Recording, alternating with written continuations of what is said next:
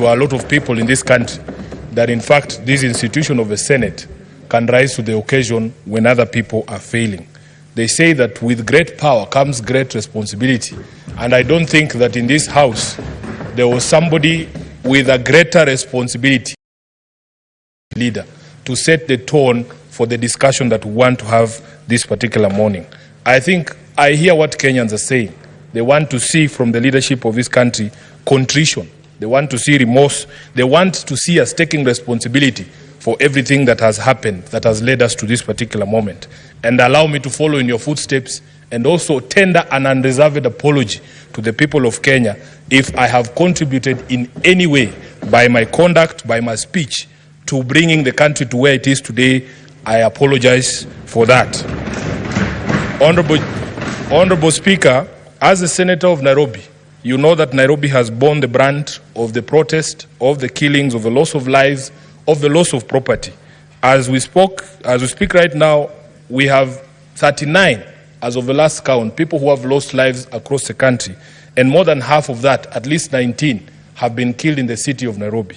Honorable Speaker, out of those 19 that have died in the city of Nairobi, between 6 and 8 of them, the numbers are yet to be confirmed, were actually very parliament. And as we join our country and our colleagues in mourning, I also want to take this opportunity to send my heartfelt condolences to all the families that have lost their loved ones in this particular protest. Of course, Honorable Speaker, because we have been the epicenter of these riots and protests, we have a lot of damage that has been done to public and private infrastructure. We have lost a lot of property. In fact, the value is unknown. We will need time to actually do an audit of all the property that has been destroyed. Businesses in Nairobi CBD have been shut. There have been all sorts of claims, Honorable Speaker. There's people who have come to me and even talked about ethnic profiles. Businesses, that it's certain communities that are being attacked and others are not being attacked. We are in a place where we have never been in terms of the crisis that is facing us. And all I hear the young people of this country saying is that we as a leadership now need to stop talking. We now need to stop talking and want to listen to these young people. Honorable Speaker, I have been turning down invitations to media houses because I'm asking these media houses, why don't you invite these Gen Zs themselves to tell you what it is they want, to paint a picture of the kind of country that they want? Would you believe it, Honorable Speaker? The many Gen Zs who are being invited to these TV shows are afraid that they will not leave that TV station and get home because they are afraid of being arrested or detained outside those TV stations. And the conversation here, Honorable Senator Cheruiyot, is that we now need to do certain things to facilitate a conversation to happen, starting with what we are doing here. We need to show remorse as leaders. We need to stop threats to people who are... I am in a WhatsApp group, somebody is sharing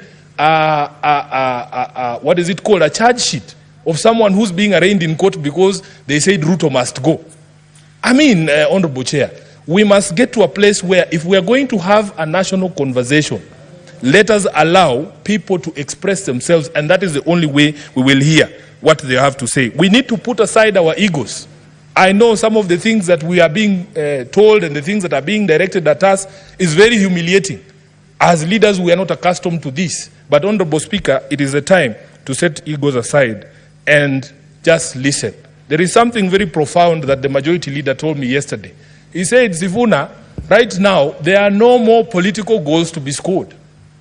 There isn't even a political game now going on because all of us in the political class are actually indicted by the people of this republic that we have failed in terms of what we need to do to get this country where it's supposed to be.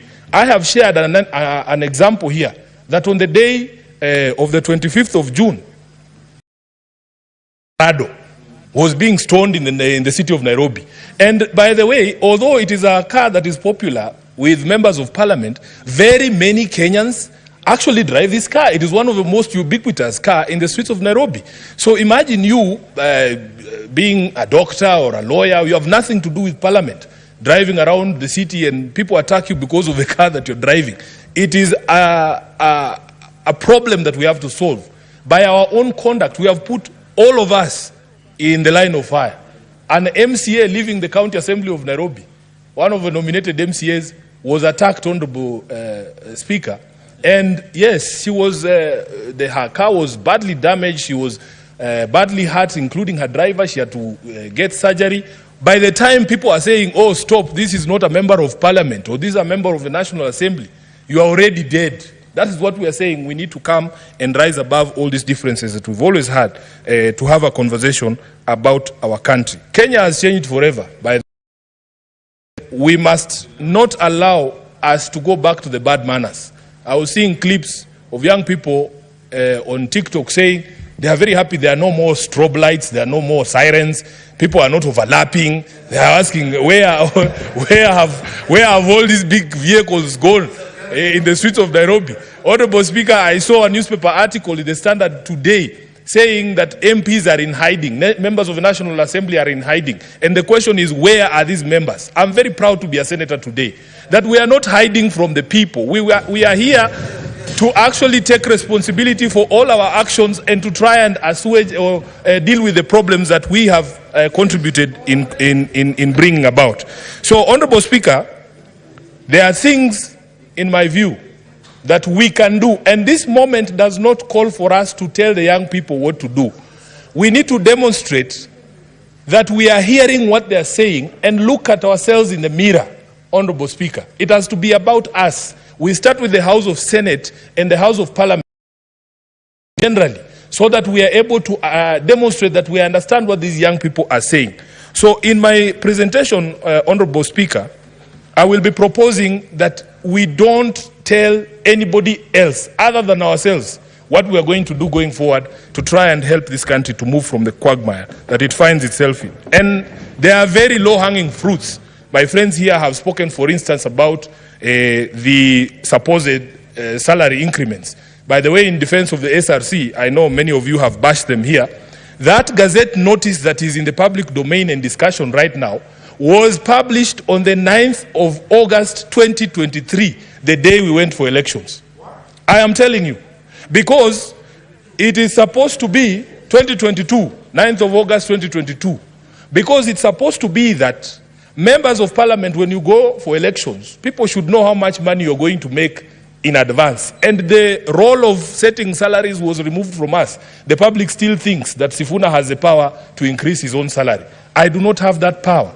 That power is in a constitutional commission called the SRC.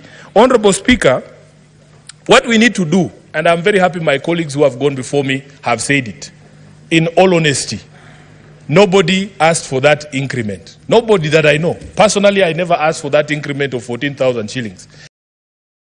Tone deaf if we are going to insist that we get that increment this particular year or next year, when the economy is in the doldrums, when many Kenyans have nothing to put on the table. So I also support the proposal by members who have spoken before me that we formally resolve that we as a Senate are not interested in any additional salaries this particular financial year. Number two, Honorable Speaker, we need to relook at our budgets in this House, and see where we can make major concessions and cuts for members of the public to feel that we are actually lessening the burden and not increasing the burden. And I want to give a personal example, and you'll forgive me if I'm giving out house secrets. Honorable Chair, when I became the Deputy Minority Whip, I was allocated a vehicle, a GK vehicle. On the first day that I used that car to go home, I passed through the expressway. I was shocked, Honorable Speaker, at the amount of money that is on my ETC card for my parliamentary car. As of this morning, when I used that same car to come here, there is 377,000 Kenyan shillings on my ETC. There is 377,000 Kenyan ETC of the vehicle that have been given by Parliament. It does not make sense. It does not make sense, Honorable Speaker. So what you do, members of Parliament, the staff of Parliament have to be honest with Kenyans. In the way the budgets of Parliament are prepared, there are ways and means of reducing the expenditure in this House in a manner that will reduce the burden on taxpayers. I honestly do not need all that money. Even if I ran up and down the expressway for a year, I would never exhaust 370,000 Kenyan shillings. So, Honorable Speaker, we must do this so that we demonstrate to the people that we are serious about what we are talking about. Number 3, Honorable Speaker, I want to speak about something in the motion. The majority leader proposed that National Assembly should reconvene so that they deal with the question of the presidential memoranda on the finance bill. Mr. Speaker, just as a constitutional lawyer, we in the opposition or in the minority have a different take on how this finance bill should be dealt with. Honorable Speaker, if you look at Article 115 on what should happen to a bill when it is sent back to Parliament, 115 sub-article 3, it says, if Parliament amends the bill fully accommodating the President's reservations, the appropriate Speaker shall resubmit it to the President for assent. What that means, Honorable Leader, is that he sends something back after that process of consideration of his memorandum. I do not think the Constitution envisaged a situation where you are sending a blank document from Parliament to the President for assent. Because what the presidential memorandum is proposing is a deletion of all the clauses contained in the finance bill. So you will have an empty piece of paper. It will have nothing on it. Then you are sending it back to the President for assent. What is he assenting to? So the proposal that has come from Honorable Tiende Amolo, for us, makes a bit more sense. That you allow there to be a bill that is introduced to repeal the finance bill as was passed, because in the language of Article 115 we do not think that it can be done the way that it is being proposed. So, Honorable Speaker, another thing that we can do, let there be a public pronouncement from the head of state that we are going to stop these arrests, these abductions that have been ongoing, free everyone who's been arrested because of this protest, as the majority leader said, honor our dead and the people who are still in hospitals. There is opulence and corruption and the corrupting influence of money in politics. Honorable Majority Leader, when you spoke about that, I was very happy, because we have to have a conversation. I was at a conference at one place and somebody was saying how it has become expensive to join politics. And I said it is actually used as a scare tactic to scare away people from political participation. If a young man hears that for you to become the Senator of Nairobi, you need 70 million shillings or 100 million shillings, where do you think that person will never participate in elections? Where are we supposed to get this money? We want the young people to understand that they have demonstrated to this country that you in fact do not need the sort of resources that we are told you need for you to become a political player. Honorable Speaker, there's this question of a ban on harambes. As a lawyer, I am aware there is already legislation that tries to limit participation of political players in harambes, but is limited to the last few months. I think it's, is it 6 months or 9 months to the election? What we should be doing, we should be saying, because now it has become culture that immediately after elections anyway, after you are sworn in, your opponent is already on the ground saying Sifuna must go. So why don't we just extend the period and say, throughout the term of Parliament, members of Parliament should not be allowed to participate in these harambes and demonstrate the sort of opulence that we have seen. The majority leader and Honorable Halwale has spoken about a rigged economy, and that is something that has touched my heart. Those of us who are born where we were born, Honorable Speaker, many of our young people, including myself, have always wondered how is it possible that people who we know had lesser grades, had far inferior grades in school, we were better than them at everything. They are making progress at a faster rate just because of their second name. We are just there languishing. People have 6 degrees, have never gotten an opportunity. People go for interview after interview. The moment somebody sees your name is Watenya or Sifuna, your CV is put aside.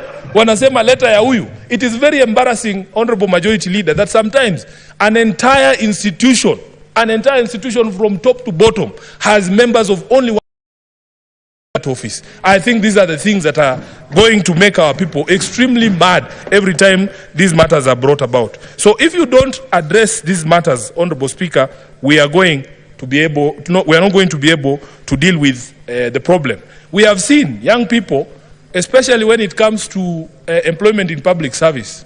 Honorable Speaker, you qualify as a teacher. You are waiting all your life to be employed as a teacher. Then you see leaders in public rallies, in funerals, handing and dishing out employment letters from TSC. And when you go to TSC, they tell you, oh, there is a system, everybody is logged in and see which criteria is used, and they eventually reach you. But you can see people dishing out letters from TSC, from KWS, from NYS, in Harambes and in funerals, Honorable Speaker. I think, and even police, these are the things that we need to work on as a leadership so that we stop all this anger that you see. Let me go to another thing, Honorable Speaker. An angry people cannot be reasoned with. Right now, people are very angry. And this is why I'm trying to, explain to this House that we are not going to be prescriptive in how we deal with this issue. Honorable Speaker, that we can demonstrate to the country that at least there is a place where a conversation can be had. Senate is the only House of Parliament that goes to the people. We don't fear the people. That's why we are still here. So if it is possible for us, even if it is going to Uhuru Park, as somebody has suggested, we are ready to be insulted, because at some point we deserve to be insulted. But at the very end of that, of those insults, I think we will be able to pick some few things. Honorable Majority Leader was telling us a story of how he logged into one of the Twitter spaces, and he said there was maybe 60% expletives and insults, but 40% was good material, and it has inspired even the speech that he made this morning. So let us put ourselves at the disposal of the people. We should be available to the people so that we deal with this. On debt, I agree with you, Honorable Majority Leader, that there has to be a public audit of all Kenya's debt so that we know what the truth about this is. On budget, we have explained, and I've given an example here of how we feel that sometimes our budgeting process is padded in such a way that it allows for budgeted corruption. We have estimated, Honorable Speaker, at least those of us on the minority side, that we can do away with at least 1 trillion shillings in this budget. And we don't need to punish anyone. We just need to cut on expenditure in our own institutions. I will go to some of the proposals that I have received from members of the public. Number one, Honorable Speaker, there needs to be an audit of all appointments from September 13th, 2023.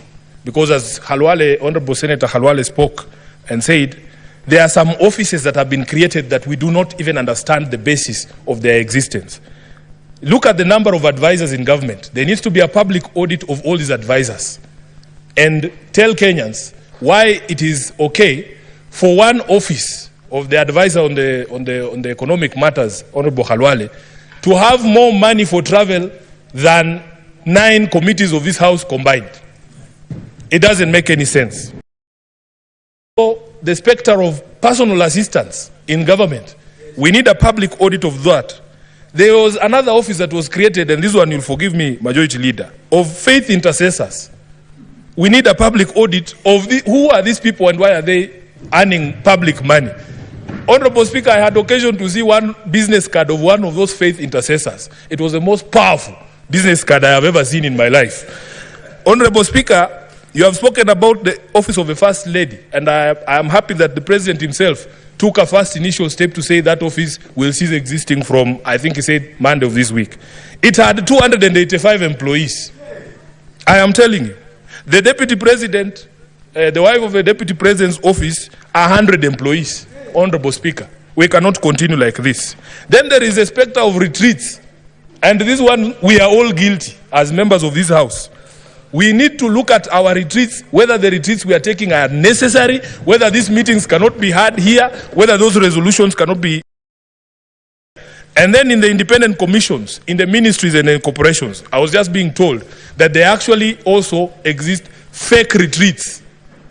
There's something called a fake retreat, where there was no retreat, but people are being paid for going on a retreat. Then on the foreign trips, Honorable Speaker, these are things we all understand. Let us be able to demonstrate to the public that we're actually serious and we hear them. Just one more minute. Let's add him 1 more minute to conclude. And then on the ODPP, I was just conferring here with my friend, the Senator for Migori. We were shocked when we heard that a plea bargain had been entered in the Migori corruption case. that a governor who's have been accused of stealing billions of shillings has agreed to return 300 million, and then the case is withdrawn. I want to call for an audit of all the in the past 12 or 24 months, Honorable Speaker, so that we understand the legal basis for the withdrawal of these cases, because this is where we are failing. For as long as you can demonstrate, Honorable Speaker, that these cases are going nowhere, that is where people get the confidence that the majority leader was speaking about to engage in some of these things. Lastly, we need respect for the Constitution and constitutional institutions and the bodies across the public service and across the national executive infrastructure. So, for instance, Honorable Speaker, I was being given an example that even the mess we have in the management of public service, that an executive order is made on HR matters to a body called State Corporations Advisory Committee, which is duplication of roles. So, Honorable Speaker, I support this motion, and let us put up that humane face that Kenyans are looking to see, that we can actually engage on these matters. I thank you, Honorable Speaker. Thank you, Senator. Senator Mohammed Chute.